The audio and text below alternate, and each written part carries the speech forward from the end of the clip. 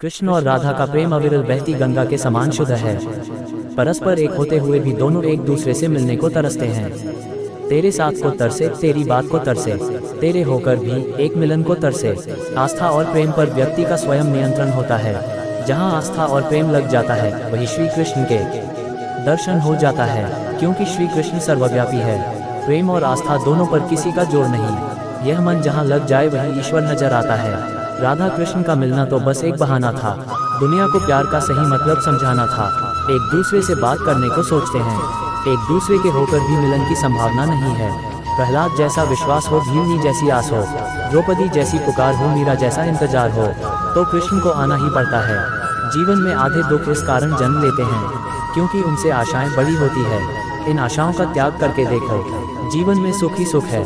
लोग कहते हैं अपनों के आगे झुक जाना चाहिए, किंतु सच बात तो यह है, जो अपने होते हैं वह कभी झुकने नहीं देते। तुम अपनी पीड़ा के लिए संसार को दोष मत दो। अपने मन को समझाओ, तुम्हारे मन का परिवर्तन ही तुम्हारे दुखों का अंत है। अगर तुम अपना कल्याण करना चाहते हो तो सभी तरह के उपदेशों, सभी धर्मों को छोड़ कर मेरी शरण में आ जाओ। मैं तुम्हें मुक्ति प्रदान करूंगा। सुख दुख का आना जाना सर्दी गर्मी के आने जाने के जैसा ही है, इसलिए इन्हें सहन करना सीखना ही उचित है। संवाद से मिल सकता है हर बात का समाधान, और खुलकर संवाद करने से संभल जाएगा आपका भविष्य और वर्तमान। मन का मैल मिटा दो, चारों धाम मेरे अंदर है। शिव मेरे अंदर है, श्री राम मेरे अंदर है।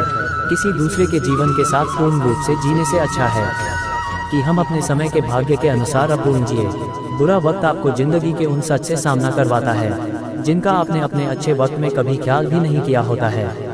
तुम्हारा मोहग्रस्त होकर अपने कर्तव्य पद से हट जाना मूर्खता है, क्योंकि इससे ना तो तुम्हें स्वर्ग की प्राप्ति होगी और ना ही तुम्हारी कीर्ति बढ़ेगी। धर्म चाहे जो भी हो, अच्छे इंसान बनो।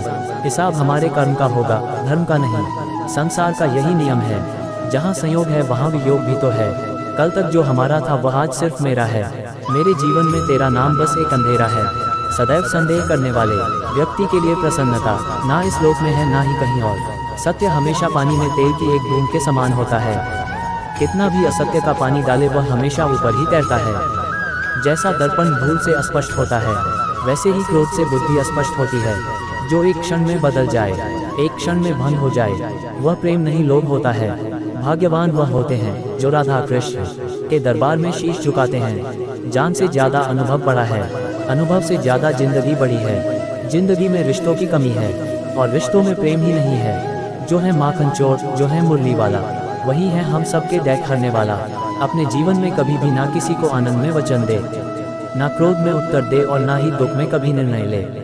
तुम उसके लिए शोक करते हो जो शोक करने के योग्य नहीं है, और फिर भी ज्ञान की बातें करते हो। बुद्धिमान व्यक्ति ना जीवित और ना ही मृत व्यक्ति के लिए शोक करते हैं।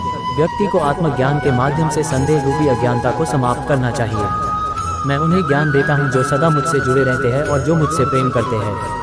सत्य कभी दावा नहीं करता कि मैं सत्य हूँ, लेकिन झूठ हमेशा दावा करता है कि सिर्फ मैं ही सत्य हूँ। परिवर्तन संसार का नियम है। समय के साथ संसार में हर चीज परिवर्तन के नियम का पालन करती है। हालांकि मैं भूत, भविष्य और वर्तमान काल के तीनों जीवों को जानता हूँ, लेकिन मुझे वास्तव में कोई नहीं जानता है।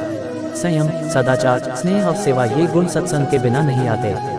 जब जिंदगी में बुरा समय आए तब समझ लेना कि अच्छे कर्म का समय आ गया है। इस शरीर का मोह मत करो, ये तो माटी है, माटी में मिल जाएगा। अमर तो आत्मा है जो परमात्मा में मिल जाएगी। लोग अपने शरीर को सुंदर बनाने में लगे रहते हैं, पर आत्मा की सुंदरता शरीर की सुंदरता से कहीं ज्यादा महत्वपूर्ण है। शरीर तो नश्वर है, मिट्टी ही तो है, तो मिट्टी में ही मिल जाता है, पर आत्मा अमर है, इसलिए आत्मा की सुंदरता पर ध्यान दो। आत्मा की सुंदरता अपने को श्री कृष्ण में लीन करने में मिलती है। जो हुआ अच्छा हुआ, जो होता है अच्छे के लिए होता है। कभी कभी विपरीत परिस्थितियां हमारी वर्तमान स्थिति को अच्छा करने के लिए आती हैं। मन चंचल है, इसे और संयमित करना कठिन है, लेकिन यह अभ्यास से वश में हो जाता है।